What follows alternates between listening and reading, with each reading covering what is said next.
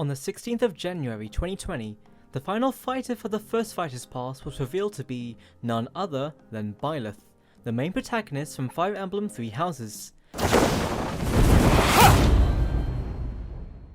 It's safe to say a lot of people were not too happy about that. Are you prepared to die? Who's that? Fire... God!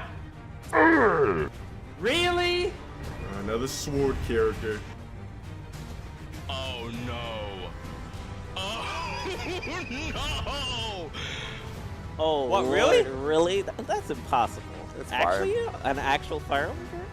The dislike ratio was like this. Thank you, Mr. Sakurai, for like the 1500 Fire Emblem character. Yes, I am angry. We about to be surprised, bro.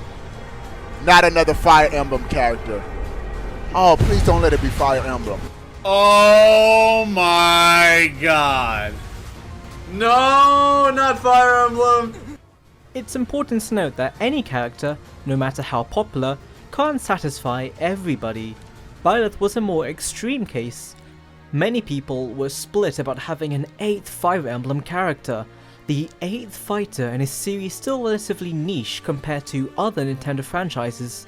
The disappointment has many factors. 1. It's another Fire Emblem character. At this point, Fire Emblem has garnered a polarizing reputation among Smash fans for its oversaturation in the game. The fact that so many characters from the series are in Ultimate is more likely a matter of circumstance.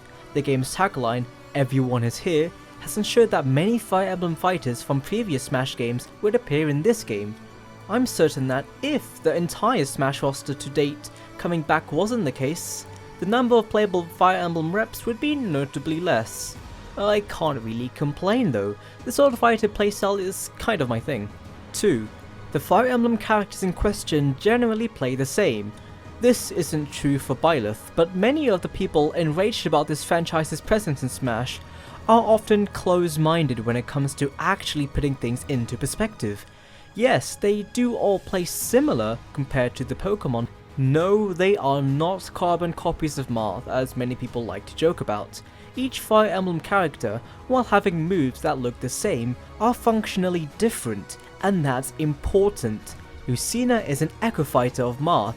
She is canonically and functionally in Smash made to reflect the characteristics of Mach, but just like in her own game, she has made an identity for herself. The hitbox on her sword is even across the board, while the hitbox on the sword of Mach is on the tip of the blade. This therefore encourages two different playstyles. Lucina's moveset is geared towards aggression and rushdown, having effective combo options that are unlocked when getting up close. Mach, on the other hand, rewards defensive gameplay and spacing with early KOs due to having a much stronger attack potential using his tipper.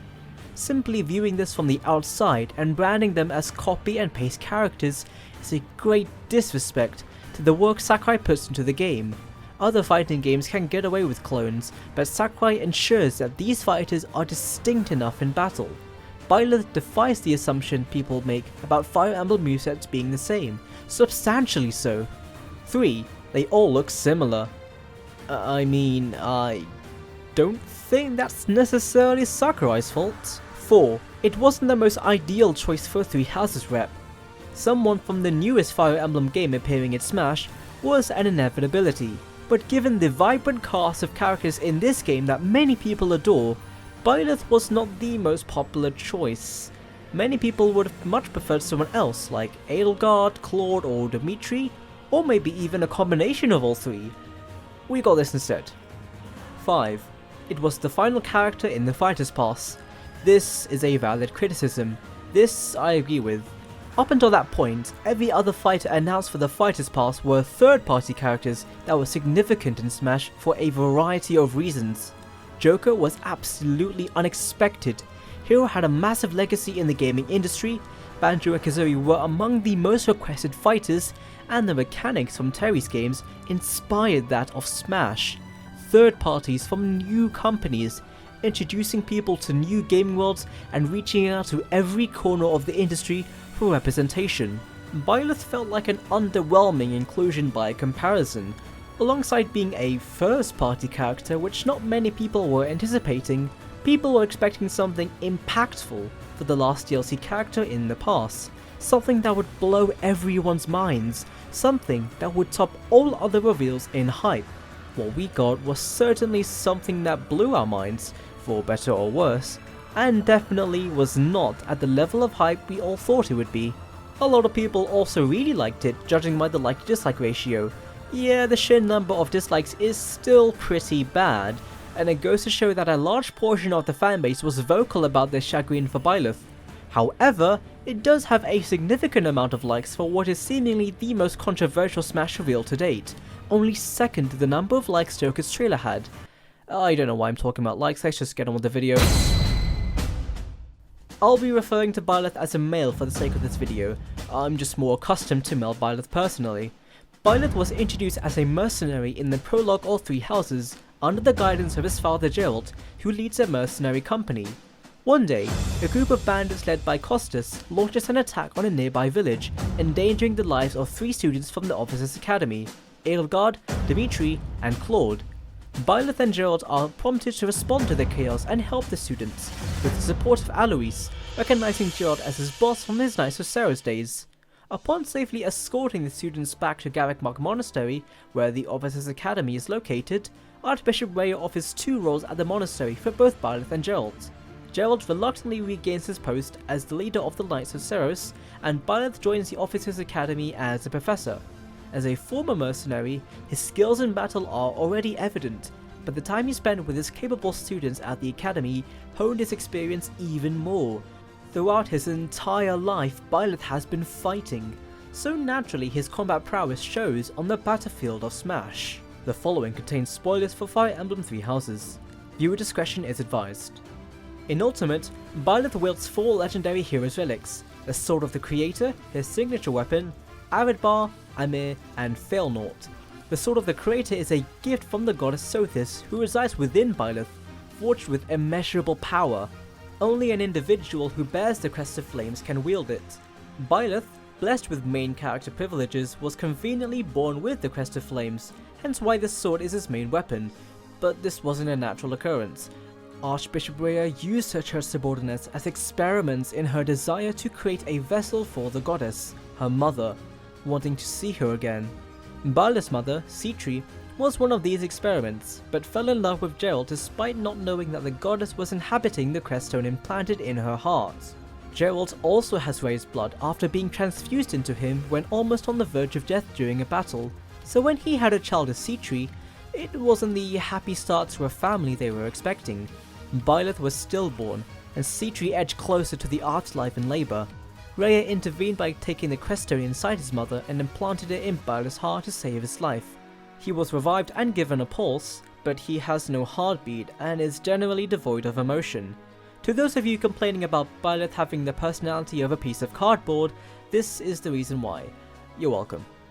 Aridbar is another hero's relic that was first wielded by Byleth, one of the 10 elites that fought in the War of Heroes a millennia prior to the game's events. Though its full potential can only be unleashed by a bearer of the Crest of Byleth, which Byleth does not have, it can still be used by anybody regardless of how proficient they are with the lance. One vital thing to note is that, unlike in other Fire Emblem games, characters can wield a variety of weapons rather than having to stick to 1 or 2 depending on their class. Byleth can use every type of weapon in the game, which explains why he's able to utilize 4 weapons at once in his moveset. Amir is an axe which is not technically a relic compared to Byleth's other weapons. Each hero's relic is fitted with a creststone to increase its power. Amir also has a creststone embedded into it, which was designed specifically for Edelgard's use in her conquest of Fodlan. Failnaught is a bow-type hero's relic associated with the Crest of Regan, and is often seen used by Claude in the game. Bows are usually very effective against flying units, and Failnaught was designed in Smash to catch airborne opponents off guard. The way he utilizes those weapons is his main gimmick, if you can even call it that. Each weapon is mapped to a specific direction.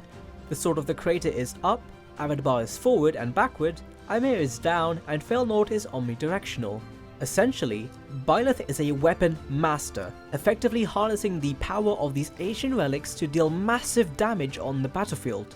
In Smash, Byleth is presented as a fighter with formidable range and strength to his attacks, at the expense of low mobility and mediocre frame data. According to Sakurai, Byleth is just faster than Robin, but given that Robin is the second slowest character in the game after Incineroar, it's safe to say Byleth's run speed isn't very favourable either. What he lacks in speed, he compensates in raw power. Nearly all of his moves deal high damage and knockback that makes challenging this quote-unquote distance demon quite the challenge. His playstyle warrants patience and carefully analysing your opponent's movements before you make your own. In turn, you can counter their habits with a dynamic arsenal of hard-hitting moves at your disposal. Many of his attacks have disjointed hitboxes covering a large area, which is essential for winning neutral. For those of you that aren't acquainted with competitive jargon, the neutral game is a gameplay state where neither player has the upper hand. The objective of the match during the neutral game is to win the neutral game by putting the other player at a disadvantage. You can do this by following up your attacks or punishing theirs if they couldn't land a hit. A strong neutral game is vital in competitive play, to which Byleth's tools are designed to maintain. Speaking of Byleth's tools, I feel inclined to go over what they actually are and how they are inspired from the game he comes from. His jab combo consists of a knife hand strike, followed by a roundhouse kick, and, depending on the input, either another kick or a flurry of lashes from the whip part of his sword. This comes out faster than any other attack, though the first hit is quite hard to land due to the small hitbox. Though not a direct reference to any ability in Three Houses, Byleth can be proficient in brawling, which involves punches and kicks. His side tilt involves an outward slash using the sword of the creator with great range and can be used as a spacing tool. The up tilt follows the same principle, but he covers the area above him in a wide arc instead. As well as being effective for juggling, it hits both front and behind Byleth, which can catch them off guard.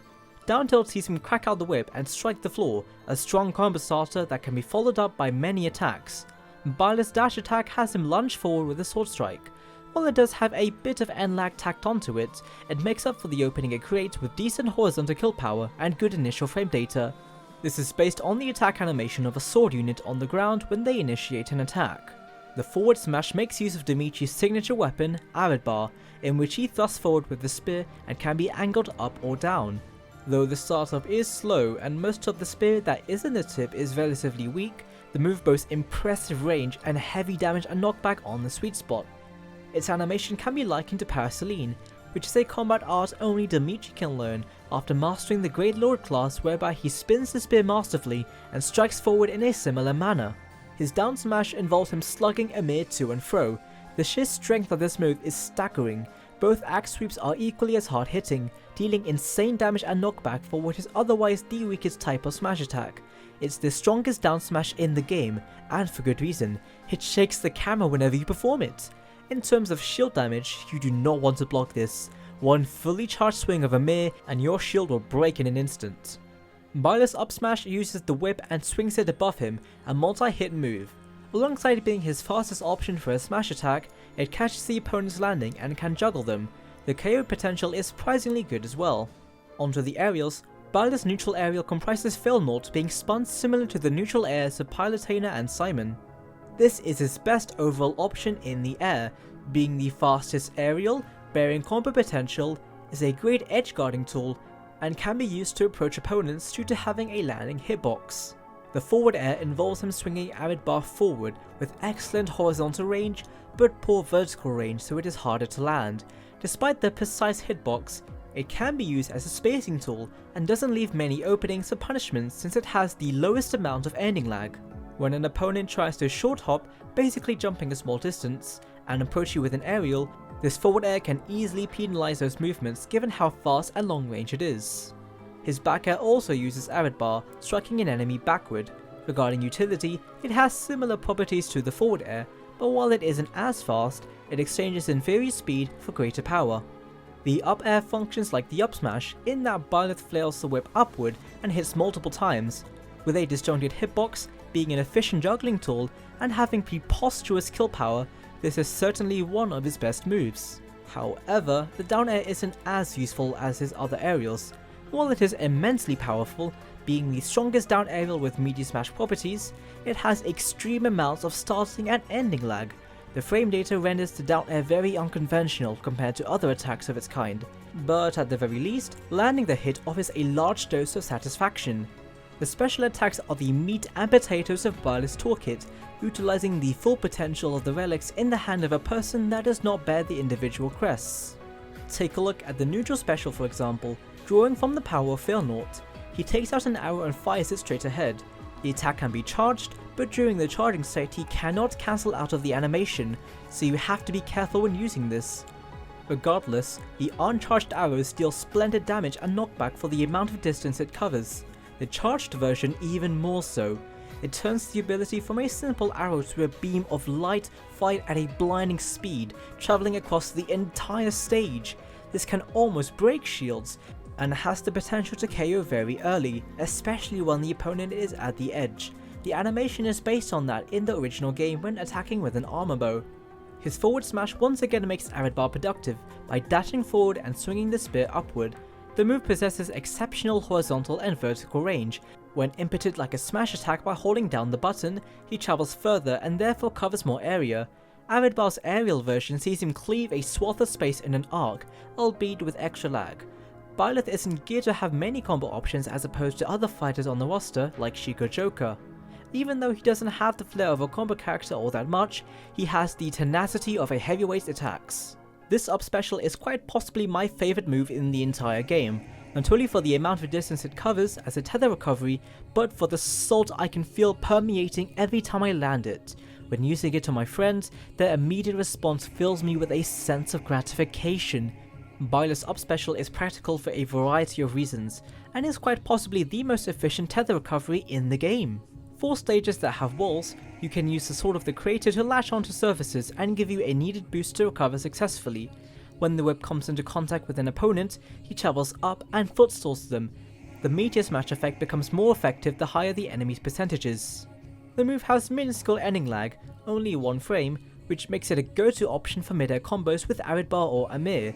If the move is activated in the air while being launched, it negates Byleth's knockback, which further improves his survivability. Tether recoveries aren't very useful when the player is sent a certain distance from the stage, though the properties of this move in particular makes recovering a much easier job. The down special, Amir, utilizes the maximum potential of the weapon in the hands of a non-crest bearer. He exerts every ounce of his energy into charging a slow but immensely powerful overhead strike. Similar to other moves of its kind, such as Ganonder's Warlock Punch, the attack is reversible and has super armor during the startup frames. If the attack is landed successfully, it can instantly break shields. Obviously a move of this caliber has its setbacks. The move bears extremely high overall lag to compensate for its raw strength. This solidifies Byleth as a high risk, high reward character, punishing the opponent with decimating blows at the expense of having large openings in his attacks. The animation for the down special is based on Flickering Flower, which is a combat art particular to Edelgard, the original wielder of Amir. This skill is learned once the Emperor class is mastered in 3 houses. His final smash is known as Progenitor God Ruptured Heaven, an attack godly in name only, where he lashes out with the whip and transitions into a short cutscene where Sothis.png and Byleth unleash a coordinated strike on the opponents caught by the initial hit. During this final smash, Byleth's hair turns green. This is significant for reasons that I will explain later. The animation is potentially inspired by the opening cutscene of 3 houses, where Nemesis clears away an area full of soldiers to make space for his battle against Saint Seras, doing so in a very similar manner to Progenitor God Ruptured Heaven. The name is a combination of the alternative title of Sothis, the Progenitor God, and the name of a combat art exclusive to Byleth, Ruptured Heaven. His final smash is essentially Ruptured Heaven on steroids. In 3 houses, using the skill enhances the attack by 30% of Byleth's magic stat and inflicts extra damage on dragon units, albeit with the cost of expending more of the sword's very limited durability. Special weapons in Fire Emblem games are typically used with caution since it's a lot easier to break and more difficult to get back. Not the most appealing final smash out of those that were shown off by the characters in the Fighter's Pass, but it's a neat demonstration of the Sword of the Creator's capabilities. That's essentially the moveset covered. But before I talk about other aspects of Byleth that came with his Fighter's Pass, I'd like to discuss the etymology of the Professor and the weapons that he was granted by Sothis in Smash. Fire Emblem is no stranger to having many of its characters, weapons and locations named after that which appears in mythology around the world, and 3 Houses gladly continues that trend. Avidbar is based on Arid Bear, which was a spear in the possession of the god Lu, as portrayed in Irish mythology. This was demanded as tribute or payment from the Persian king Pizer. As stated in the Ode of the Children of Turin, the tip of the spear had to remain submerged in water in order to prevent it from igniting. Certain translations call Arid Bear the Slaughterer, which is justified giving it strength in both games. Amir takes its name from the magical weapon depicted in Ugaritic mythology, Amur, which means driver. Amur was one of 2 weapons granted to Baal Hadad, the god of storms, thunder, lightning and air. Alongside Amur, he also used Chaser to defeat Yam, the god of the sea and river. Failnaught's name derives from the bow used by Sir Tristan, one of the Knights of the Round Table in Arthurian legend. It is said to never miss its mark. Irish mythology takes centre stage in inspiring many of the weapons and locations from 3 houses in particular. The etymology of the name Byleth takes notes from Byleth, which can alternatively be spelled as Byleth, Byleth, or Byleth. According to Pseudo-Monarchia Daemonum, Byleth is a king of hell with 85 legions of demons at his disposal. This inspired Byleth's nickname, the Ashen Demon, which in 3 houses was a title given to him during his days as a mercenary for being a cold-blooded killer. The Ashen Demon moniker can also be viewed when playing Byleth on the boxing ring stage from Punch-Out. His surname, Eisner, relates to a German name associated with occupations that involve ironworking, such as smithing. Now on to the additional content that purchasing Byleth can bring. His home stage is Garreg Monastery, the main hub of 3 houses and a major location for important events in the game. Garreg has many different parts to it that makes the experience of exploring it in the original game feel like roaming a medieval campus. Of course, not every location in Garreg was featured in the stage, but 4 noteworthy sections were included: the marketplace, the reception hall, the bridge leading up to the cathedral, and the cathedral itself. In each of these sections, notable characters representing each house feature as a cameo. In the marketplace, Blue Lion's leader Dimitri, accompanied by his vassal Dudu and Ingrid, appear alongside everyone's favourite NPC, the Gatekeeper. In the reception hall, the leader of the Black Eagles Edelgard stands firm with Dorothea and Petra at her side. On the bridge, Golden Deer leader Claude checks to say hi to his teach, beside Lorenz and Hilda. Within the cathedral, Archbishop Rhea watches over the battle, while Setheth observes the chaos in great detail, while his sister, Flame cheers for the players. Functionally as a stage, the normal version of Garreg has a flat plane throughout each section, with some obstacles here and there to spice things up. For instance, the marketplace has destructible weapon and armor stands that you can jump on, the reception hall has chandeliers so you can stand on and break, which causes it to fall on anything below them, and the cathedral has 2 platforms on either side. You transition through the different sections via being lifted up by a magical platform which offers a majestic view of Foland's mountains before crashing down onto the next area. As it is a Fire Emblem stage, the whole selection of music from that series can be played on Garreg 52 songs to be exact, including the DLC tracks. Byleth brought with him 11 fantastic battle themes, 2 of which are remixes of 3 houses' main theme, 1 in English and 1 in Japanese. I'll go over each of them and their appearance in 3 houses. 4 versions of 3 houses' main theme, The Edge of Dawn, Seasons of Warfare, is present in the game, the original and remix versions that come with the English and Japanese lyrics respectively. This plays during the intro to the game and is a leitmotif for various songs from 3 houses. Fodland Winds is a common battle theme that is played during the Academy arc of the game, or the first part, featured in many of the opening chapters and auxiliary battles. It's a pretty straightforward track with optimistic tones, implying the students at Garreg Monastery will have a bright future ahead of them. This isn't really the case. Tearing Through Heaven is another battle theme that plays in the first part of 3 houses, after Byleth escapes from the Eternal Void by literally tearing through dimensions to save his students. Byleth's reveal trailer was actually based on this portion of the game, with Solon banishing Byleth to the darkness, and Sothis using a house to bring him back to the world he belongs to. Blue Skies in a battle plays specifically during the Battle of the Eagle and Lion, a large-scale mock battle between all 3 houses that occurs in Chapter 7 of the game. They fight on Gonda Field, a location near Garreg that is soon turned into a war-ravaged battlefield. Between Heaven and Earth is essentially a remixed version of Blue Skies and a battle, with heavy instruments to portray the theme of war and a choir to make the stakes even higher than the previous battle at Gonda Field. The 3 houses reunite once again 5 years later, this time in an effort to kill each other and gain the upper hand in the conflict. Chasing Daybreak is the post-time skip equivalent of Fodland Winds, in the sense that it becomes the common battle theme for the second part of the game, the War Arc. It first plays 5 years later after Byleth goes missing and wakes up only to find Garreg Mach abandoned and ransacked by thieves. Depending on which route you take, you meet up with the leader of the house you chose and work together to fight off the bandits as other members of your house reunite to help you. Paths that will never cross plays whenever Byleth or another member of your army engages with a unit that used to be a student from Garreg Mach. You don't have to engage in all of these battles, but someone from the other houses will have to die eventually for Byleth to win the war, so slaying a person that was once under the teachings of professors like Byleth really hammers in the cold reality of war. Old friend or not, one of them has to go for the other to survive.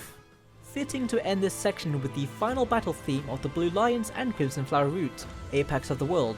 It takes heavy inspiration from the Edge of Dawn, most likely because in both battles where Apex of the World takes place, Edelgard is involved, either as the one you had to kill or the one you joined forces with.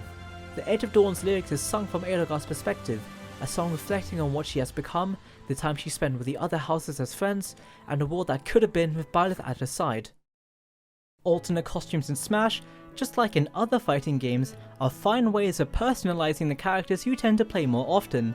They can either be references or entirely original. All of Byleth's costumes are direct references to characters from 3 houses.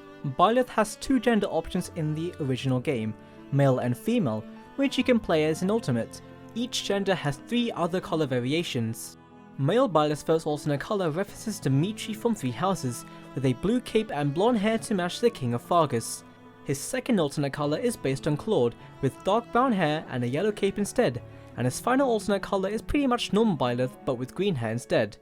It might feel underwhelming to have only the hair colour change, but this alternate costume marks a turning point in 3 houses. The Byleth with green hair is Byleth merged with the goddess Sothis, who has inherited her power to become much stronger at the expense of not being able to talk to her anymore. Female Byleth's first colour variation matches the appearance of Edelgard, with white hair, a red cape and red leggings as well. The second alternate colour is based on the appearance of Sothis, and a costume that you can wear in 3 houses modelled after the goddess herself, the Sothis Regalia. Her final alt is her with green hair also. Before I get on to the spirits, I thought the classic mode would be a good short topic of discussion.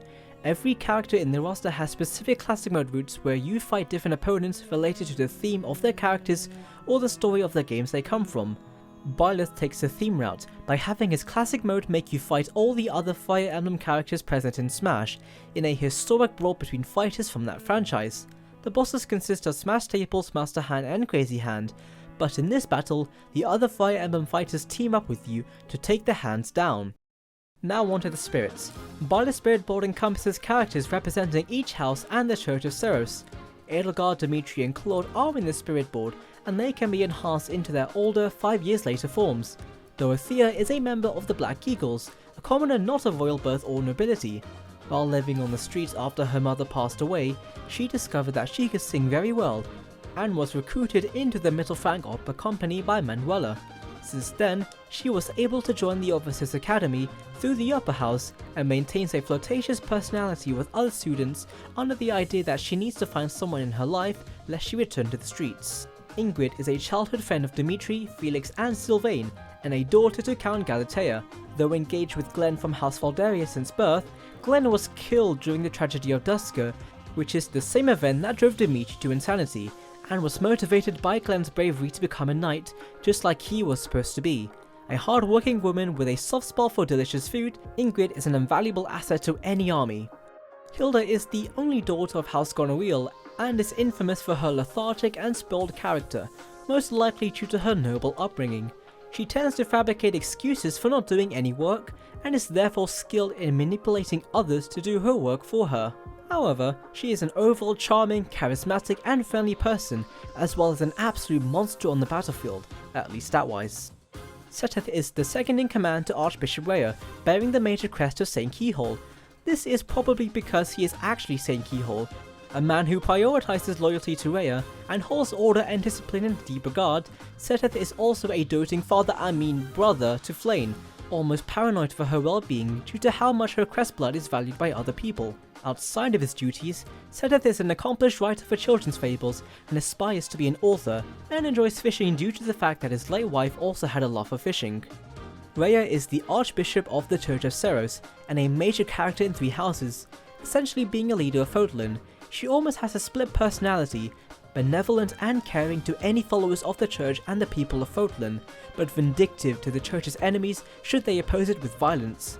With how much spoilers I gave recently, I think it's safe to say Rhea is also Saint Ceres herself, and by extension the daughter of Sothis. Speaking of Sothis, she is indeed the goddess of Byleth's world and its creator. The version of Sothis depicted in all forms of media is her reincarnated self after being killed at the Red Canyon, at least according to theories. With the faint knowledge that she is the bearer of ultimate power, she acts bratty and demands respect even though she is completely powerless without Byleth channeling her abilities. In terms of etymology, Sothis is the Greek name of the Egyptian goddess Sobdet, the personification of the star Sirius. One of the songs from Three Houses associated with her, Gazing at Sirius, could literally mean that Rhea is gazing at Sothis in remembrance of her. And that is Byleth's origins. With how much lore Fire Emblem games have, and the mythology it's based on, this video was certainly a long one. Just like how this game evolves around its conflict, his reveal did cause a divide in the Smash community, and that's understandable. But in the end, love prevails in Three Houses after the war has ended. In turn, we should hopefully learn to accept that Sakurai cannot please everyone, and every character that you want cannot always be fighters in Smash. Let Byleth serve as a reminder to keep your expectations low, for you won't be disappointed, and a lesson to the people hating on others for liking his inclusion to stop. Super Smash Bros. Shouldn't be tainted by a legacy of disappointment and tear people apart. It should be a source of joy, and remembered for the many years the hype train was moving. It's the kind of game that encourages unity among its players, just like it unites the various worlds of gaming. Let the lesson begin.